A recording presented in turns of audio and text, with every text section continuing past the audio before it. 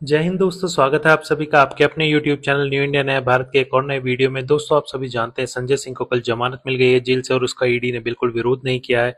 तो क्या ये ईडी की नई चाल है या ईडी ने हार मान ली है संजय सिंह के आगे? इसी बारे में सुप्रीम कोर्ट के वरिष्ठ वकील के मेनन साहब बता रहे हैं कि क्या ईडी ने हार मान ली है या फिर ईडी ने कोई बड़ी चाल चली है। दोस्तों, ये वीडियो एंड तक देखना, बड़ी अच्छी और इन्फॉर्मेटिव वीडियो है। इससे आपको भी पता चलेगा कि शराब घोटाले में क्या चल रहा है। आप वीडियो को लाइक कीजिएगा, चैनल को सब्सक्राइब कीजिएगा और वीडियोस को शेयर कीजिएगा अपने फ्रेंड्स, फैमिली और ग्रुप के साथ। जय हिंद, थैंक यू।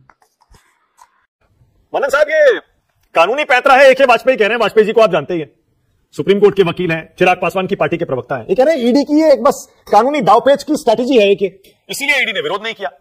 जबकि सुनवाई से हमें लग रहा है ईडी फंस गई थी, इसलिए विरोध नहीं किया। ना ईडी फंसी है, ना चतुराई है।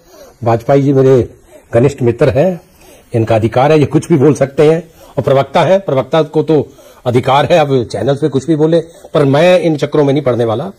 देखिए, बेल का मैंने, अगर वाजपेयी जी याद है, कल मैंने कहा था एबीपी न्यूज पर कि सबसे बेस्ट केस अगर इस घोटाले में है तो संजय सिंह का है, बेल का केस उनका है। लेकिन मैं नतमस्तक हूं, मैं सिर झुकाता हूं, फैसला दिल्ली हाई कोर्ट ने दिया है, उनकी बेल को डिसमिस किया है और सुप्रीम कोर्ट शायद उनको बेल का केस बनता, मैंने इतना कहके छोड़ दिया था। सर, बेल होना ना होना एक अलग चीज होती है, ट्रायल एक अलग चीज होती है।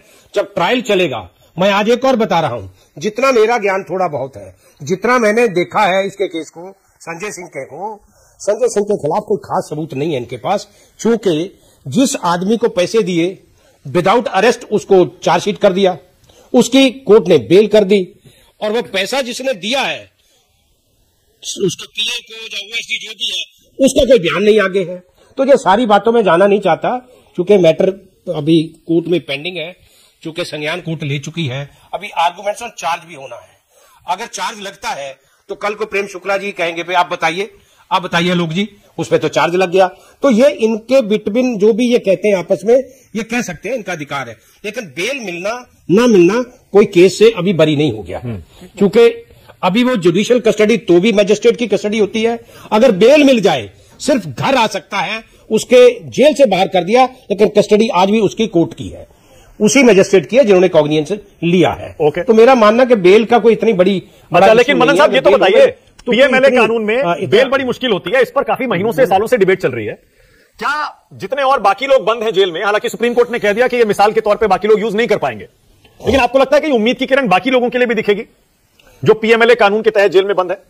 नहीं, ऐसा नहीं है। देखिए, जिसमें मैं नाम नहीं लूंगा, बाकियों पे शिकंजा जरा अच्छा तकड़ा है, चूंकि बाकी संजय सिंह मेंबर पार्लियामेंट है, एक तो वो मिनिस्टर नहीं थे, एक वो दिल्ली में कैबिनेट में नहीं थे, फैसला लेते समय कहीं दस्तखत नहीं है, फैसला उन्होंने लिया नहीं था। सिर्फ एक ट्रेल में अगर पैसा किसी ने कहा मैंने उसके ओएसडी को दिया, उसने आगे दिया, ओएसडी नहीं कहता कि उसने आगे दिया है, तो ओएसडी तक रह गया। लेकिन इस पचड़े में अभी मत पड़ो। मैंने आपको जैसे पहले बताया है कि आर्गुमेंट्स ऑन चार्ज है, चार्ज अगर फ्रेम हो गया, उसके बाद एविडेंस आनी है, एविडेंस आने के बाद फिर स्टेटमेंट ऑफ अक्यूज्ड होना है, उसके बाद फाइनल आर्गुमेंट्स होनी है, उससे पहले भी डिफेंस भी दे सकते हैं। तो अगर बेल हो गई है, कोई बड़ा मुद्दा नहीं है, इसको ठीक है, बेल हो गई तो, क्योंकि उनका वीक केस है इन्वेस्टिगेटिंग एजेंसी का, इसीलिए एडिशनल सॉलिसिटर जनरल ने ऑब्जेक्ट नहीं किया है, क्योंकि उनको पता है कि अगर ऑन मेरिट्स केस गया, अगर किसी प्रकार की ऑब्जर्वेशन इस स्टेज पे सुप्रीम कोर्ट की आ गई, तो ये उनके केस पे ट्रायल पर असर डाल सकती है। तो ये जो एडिशनल सॉलिसिटर जनरल ने अपना बुद्धिमत्ता दिखाई है, बड़ी वाजिब दिखाई है, और मैं चतुरता तो नहीं कहूंगा, ये शब्द एक इतने बड़े लॉयर के लिए, लॉ ऑफिसर देश के, उनके लिए नहीं कहूंगा, मैं ये कहूंगा एक ब्रिलियंट मूव इन्वेस्टिगेटिंग एजेंसी की, brilliant move additional solicitor general की है कि कोर्ट कोई ऑब्जर्वेशन दे दे, उससे पहले ही कंसीड कर जाओ कि हमें कोई एतराज नहीं है बेल देने। ठीक है, लेकिन मनन साहब एक चीज और, कोई बड़ी बात, एक चीज और बताइएगा। और मनन साहब, एक चीज, पीएमएलए कानून में बेल नहीं होती, ये जो बार बार विपक्षी दल एक ये मुद्दा उठाते हैं कि सरकार ने ऐसा संशोधन कर दिया कि सबको जेल में डालती है और उसके बाद बेल नहीं हो पाती, जबकि सबूत कोई नहीं है। कम से कम अब ये आर्ग्यूमेंट खत्म हो जाएगा ना। कहने का मतलब, अगर सबूत है तो जेल में रख सकते हैं, सबूत नहीं है तो बेल मिल जाएगी ना। ये तो क्लियर हो गया ना। अरे पीएमएलए तो कोई भी चीज बड़ी नहीं है। मैं फौजदारी का लॉयर हूं, 44 ईयर्स हो गई हैं, मर्डर केसों में बेलें होती हैं। सवाल तो यह है उसका इन्वॉल्वमेंट क्राइम में कितना है। अगर किसी का क्राइम में पूरा इन्वॉल्वमेंट है, बेल नहीं होगी। चाहे वो छोटे से छोटे केस है, non bailable offence, session trial हो, तो उसमें बेल होना इतना आसान नहीं होता है। पीएमएलए की यहां तक बात है, मैं बड़े मतलब आदर के साथ कहता हूं कि ऑनरेबल सुप्रीम कोर्ट की एक बेंच उस पर कोई टिप्पणी कर चुके हैं। उस टिप्पणी का मेरा ख्याल है शायद लार्जर बेंच को मैटर पेंडिंग पड़ा हुआ है।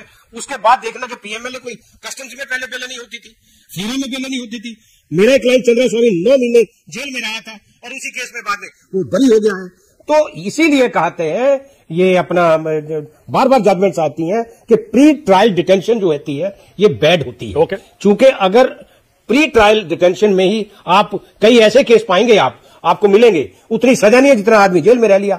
तो इस क्योंकि कोर्ट के पास न समय है, ट्रायल कोर्टों के पास, कई बार हाई कोर्ट भी ओवरलुक कर जाते हैं। लेकिन इस केस का, ये जो संजय सिंह का केस है, इतने हर्षोल्लास होने की, खुशी होने की जरूरत नहीं है ऐसी चीज के भाई उसको बेल हो गई, शायद डिस्चार्ज हो गया।